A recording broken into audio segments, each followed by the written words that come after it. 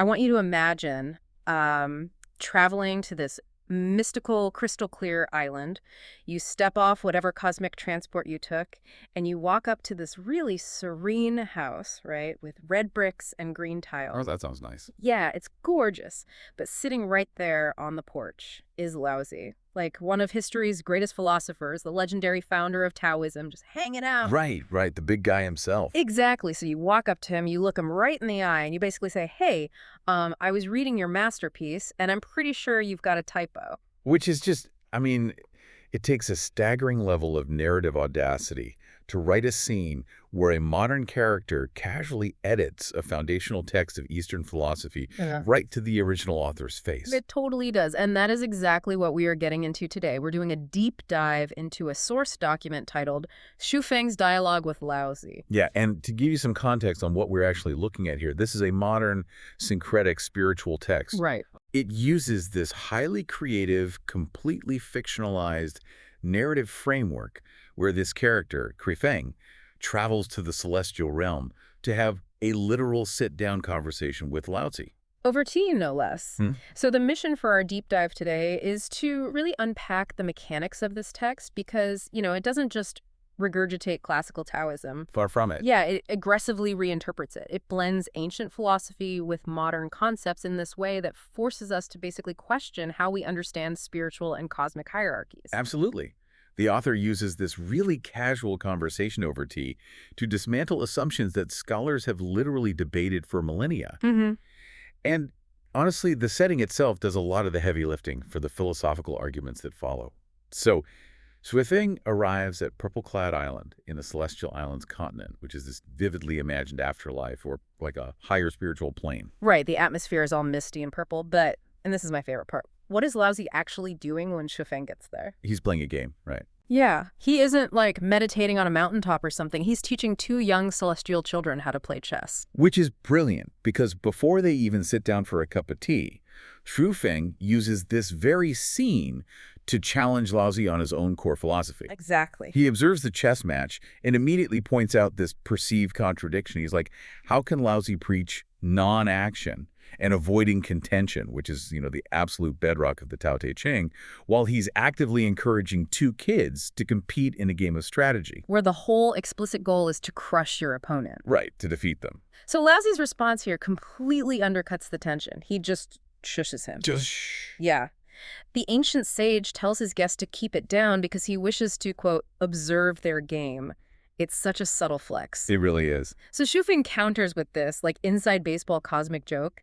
Since the host is ignoring the guest, Xu Feng asks, the host pays no mind to his guest. Is Hundun truly chaos? And that specific word, Hundun, that triggers a massive shift in the dynamic. Laozi immediately turns around, warmly welcomes the honored Hundun Celestial, and orders the kids to serve Yao Ridge Celestial tea. Just a total one-hit-in. Totally. And this exchange isn't just banter, right? It establishes the structural cosmology of the entire document. Okay, so it sets up this really rigid theological hierarchy of thought. In this narrative universe, Laozi openly categorizes his own famous philosophy. He admits that his Tao Te Ching embodies Taiji thinking. Right, which is built on duality. Taiji is all about the interplay of yin and yang, light and dark, action and non-action. But then Laozi actually ranks his own Taiji thinking as less subtle than Sakyamuni's formless thinking, which, focuses more on emptiness and non-attachment. Yeah. But the real kicker, and this is wild, is that Laozi acknowledges Feng operates on an entirely different level, this Hundun thinking, which he supposedly got from the greatest creator. Right, so Hundun translates roughly to primordial chaos, or really the unified state of the universe, before things split into dualities like yin and yang. It's mechanistically, what the author's suggesting is that Taiji thinking requires opposites to function. Formless thinking requires detachment from the physical. Okay. But Hundun thinking represents absolute synthesis. It's operating perfectly within the world without being divided by it. Okay, but let's examine the author's intent here for a second, because having a contemporary character walk in and suggest Laozi's spiritual operating system is a tier below his own, isn't that a bit presumptuous? It definitely sounds like it at first. Right. If we think of this like a spiritual tech stack, it's like Laozi is running OS 1.0, Sakyamuni has OS 2.0, and Xu Feng just shows up with the shiny new OS 3.0. That's a fun way to look at it, but framing it as just a linear software update actually misses the author's broader syncretic goal. Oh, really? How so? Well, the text isn't really about tearing down ancient sages. It's attempting to build a unified theory of everything. By categorizing these philosophies into Taiji, Formless, and Hundun, the author is creating a sort of cosmic organizational chart. Oh, I see. Yeah, it asserts that figures like Laozi, Sakyamuni, Jesus, and the greatest creator aren't like competing for the ultimate truth. They rather represent different structural layers of the same overarching universe. Okay, so they all fit together. That makes sense. But since Sufeng is supposedly operating on this overarching Hundan level, he decides to use this tea time to correct the historical record. Which is where the real fun begins. Yeah, he literally asks Laozi to clarify specific, famous passages from the Tao Te Ching. This is where the whole textual proofreading begins, and it starts with a massive copy error. Right, so Feng brings up this super well-known line about the saint handling affairs through non-action and teaching without words. And he basically asks Laozi, like, did you really mean that a human being, a saint, should literally do nothing? And Laozi just groans. He blames a historical figure named Yin Shi, claiming Yin Shi basically miscopied the text. Which is so funny to me, just throwing Yin Shi under the bus. Totally. Laozi insists it was never supposed to be the saint handling affairs through non-action. It should be the Tao handling affairs through non-action. Right. Because if a saint achieves enlightenment by literally freezing in place and just ceasing all action, I mean, enlightenment is basically indistinguishable from paralysis. Exactly. And Laozi argues this literally in the text. He says, if doing nothing made you a saint, every stone on a mountain would be a saint. Right. I love that logic. Every rock is enlightened. It's very pragmatic. But by shifting the subject from the saint to the Tao, the text is arguing that the universal force itself moves without forced effort. Human beings aren't supposed to mimic inanimate objects. Right. They're supposed to align their actions with that effortless universal current. So the saint acts, but the action is driven by the flow of the Tao, not by like ego or forced contention. Which is a huge distinction. That correction fundamentally reclaims human agency within the philosophy. But the second correction Feng brings up, this one tackles an even darker misconception. Oh, yeah. And it relies on a simple punctuation error to solve a massive cosmological problem. Okay, so Feng points to one of the bleakest quotes in classical philosophy. It goes, "Heaven and earth are unkind. They treat all things as straw dogs." And we really need to understand the function of a straw dog in ancient Chinese rituals to grasp why this is so bleak. Tell me about the straw dogs. So these were ceremonial objects, literally woven from straw, used as offerings. During the ritual, they were treated with the utmost reverence. Okay. But the very second the ceremony concluded, they were tossed aside, trampled in the dirt, or burned for fuel. Wow. Yeah, that's pretty brutal. So the traditional reading of that passage is that the universe is just this cold, impartial void. It might give you life and revere you for a moment, but ultimately it is entirely indifferent to your suffering and will just toss you aside. Pure cosmic nihilism. Yeah, exactly. But Laozi tells Feng the punctuation was recorded in the wrong place, completely upending the meaning. Which is wild. It reminds me of those modern texting disasters, where a misplaced comma changes the entire meaning of a sentence like, let's eat grandma versus let's eat grandma. Yes, punctuation saves lives. Literally. And I like to think about it like shifting the focal point on a camera lens. How so? Well, if the lens is focused on the immediate foreground, the background looks like a cold, blurry void. But if you twist the lens and bring the background into sharp focus, you suddenly realize you're actually surrounded by this lush, vibrant forest. Oh, that's a great analogy. And the subject in the foreground is just one small part of that massive ecosystem. Moving this comma in the text basically twists the philosophical lens in the exact same way. It really does. So Laozi dictates the corrected sentence, which is, heaven and earth, not being unkind, regard all things as straw dogs. The saint, not being unkind, regards the people as straw dogs. So by moving the comma, the text explicitly states the universe is not unkind. It actively negates the nihilism. Right. The author is using this grammatical shift to basically redefine the whole life cycle of the straw dog. It argues that what looks like indifferent destruction, discarding the straw dog, is actually a necessary mechanism of a larger nurturing cycle. Laozi elaborates that heaven and earth actually take all beings as their own root of life. Right. So it changes the universe from this indifferent machine into a recycling ecosystem. The straw dog isn't being discarded because it's worthless. It's returning to the earth to fuel the next cycle. Exactly. And Swiffing responds by quoting this concept that all things carry yin and embrace yang, and that goodness gives rise to mischief. Right. So the text demands that you see the benevolence hidden within apparent destruction. Which really forces you to reevaluate how you even measure a kind universe. Because if the universe's kindness is measured by its willingness to sustain the entire system rather than pamper the individual, then discarding the straw dog is an act of systemic preservation. Yeah, the individual returns to the source. Exactly. So this radical textual reevaluation naturally forces a pivot in their conversation. Because if we've been misreading the foundational texts of the universe this whole time, how should we even approach learning and gathering information in the first place? Right, that's the natural next question. Yeah, so Shufeng brings up another notoriously confusing phrase. Sever learning, and you will be free from worry. And historically, this specific line has been wielded as a weapon for anti-intellectualism. Really? Oh, absolutely. It's often paired with other passages about abandoning wisdom to benefit the people. It creates this interpretation that Taoism advocates for a return to an unthinking, primitive, almost ignorant state of existence in order to find peace. Well, wait, so is Laozi telling us to just empty our brains completely? Not at all. Laozi explicitly calls that interpretation the height of foolishness. He completely rejects the idea that a peaceful mind requires an empty mind. Thank goodness. Right. He redefines the word sever by outlining two distinct mechanisms.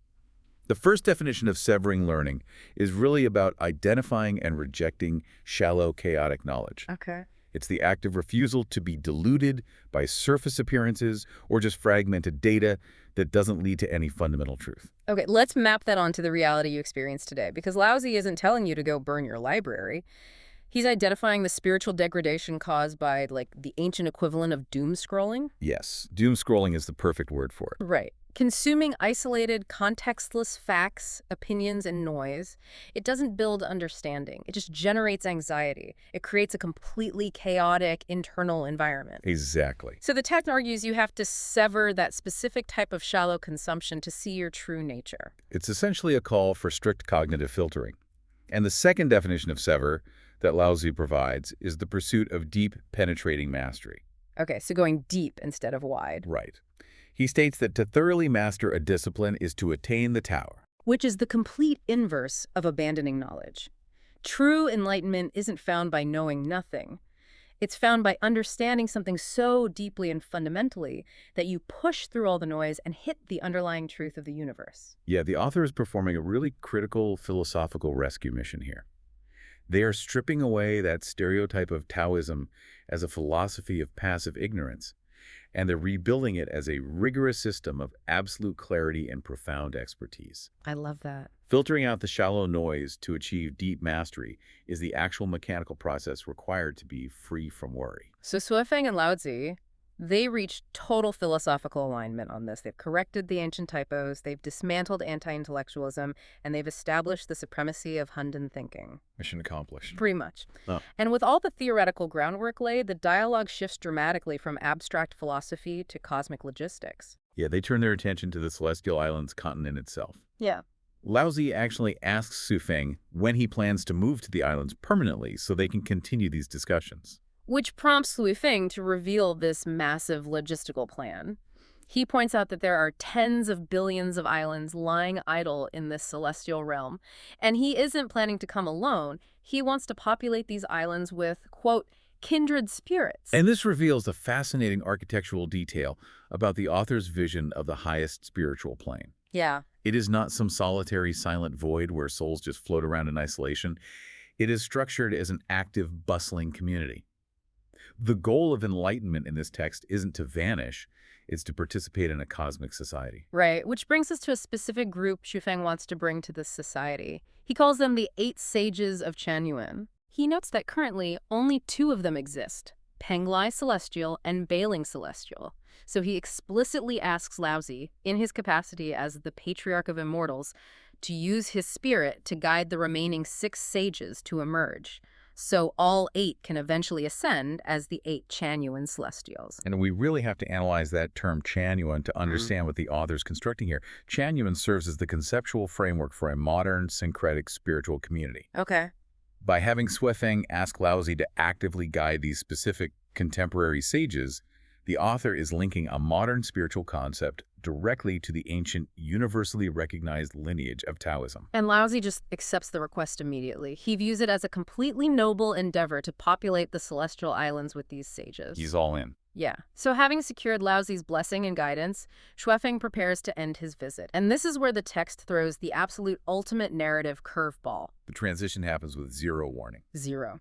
As Xuefeng is leaving, Laozi just casually stops him. He says, "Wait, Hunden Celestial, it seems Mao Zedong is in some trouble." Right. He says, "He's still wandering in the Three Realms transit continent. Go lend him a helping hand."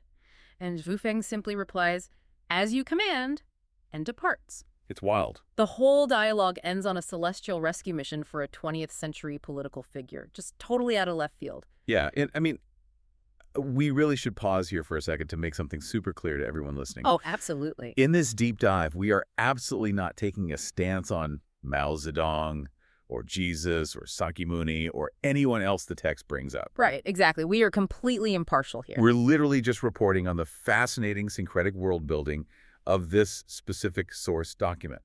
We're looking at how the author places modern historical figures and ancient sages into an active, ongoing cosmic narrative. Exactly.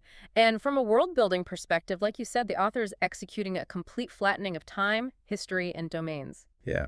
The text introduces this concept of the Three Realms transit continent. It paints a picture of the afterlife, not as a static museum where figures just sit frozen in their respective eras, but as a dynamic, highly functional transit system. So characters from entirely disparate periods of human history are simultaneously navigating this cosmic geography. They're facing challenges and relying on one another for assistance. Exactly. By having Laozi dispatch Suifeng to aid Mao Zedong, the author demonstrates a cosmology that absolutely refuses to compartmentalize theology, history, and politics. They all exist as active variables within the same grand equation, which is governed by the overarching hierarchy they established at the very beginning of the text. Right. It forces you to conceptualize a universe where every major human paradigm, whether it's Taiji philosophy, Buddhist formlessness, or modern political history, is just one moving part in a much larger, highly organized celestial ecosystem. And honestly, the inclusion of modern figures really grounds the abstract philosophy. How do you mean? Well, it suggests that the mechanisms of the universe, Laozi and Suifeng, just spent all this time discussing, like the recycling nature of the straw dog, the filtering of shallow knowledge, the shift from non-action to aligned action. Those apply directly to the unfolding of modern human history, not just ancient myth. That is such a good point. Wow. So let's recap here, because we've covered a lot of ground. We started this deep dive looking at a celestial game of chess that challenged the very definition of non-action, Right. revealing that true alignment with the Tao isn't about freezing in place, but flowing with the universal current. And then we analyzed how a single alleged punctuation error could transform the cosmos from an indifferent nihilistic void into a deeply interconnected recycling ecosystem that preserves the root of life. Yes. And we unpack the mechanics of learning, realizing that true peace of mind doesn't come from abandoning intellect. It comes from aggressively filtering out chaotic noise to achieve deep, penetrating mastery. All of which culminated in an architectural vision of a bustling celestial community, where the boundaries of time and history basically collapse into a single, ongoing cosmic narrative. It's a lot to process, but I want you, listening right now, to think about your own daily interaction with information in light of Laozi's definition of severing learning. It's so relevant today. It really is. You are constantly bombarded with fragmented, context-free data designed to just hack your attention. The text argues that consuming this shallow noise actively degrades your spiritual and mental clarity. Yeah, it's a very compelling prompt to evaluate your own information diet. You have to ask yourself if you are merely accumulating anxiety through doom scrolling, or if you are dedicating focus to the kind of deep mastery that cuts through the chaos. Exactly. It demands that you take an active role in how you construct your understanding of reality, rather than just passively accepting the fragmented pieces handed to you. That's the real takeaway. So I want to leave you with a final thought to mull over, building on the whole audacious premise of Shuofeng's textual corrections. In this narrative, a philosophy that shaped the destiny of millions of people for thousands of years was fundamentally distorted by a simple copy error and a misplaced comma. Yeah, just a slip of the pen. Right. So if the rigid foundational texts of a civilization can be entirely inverted by adjusting a single punctuation markup, what widely accepted truths, unquestioned rules, or deeply held assumptions in your own life and work might actually just be based on a simple misunderstanding? Oh, that's a great question. Keep an eye out for those misplaced commas, everyone.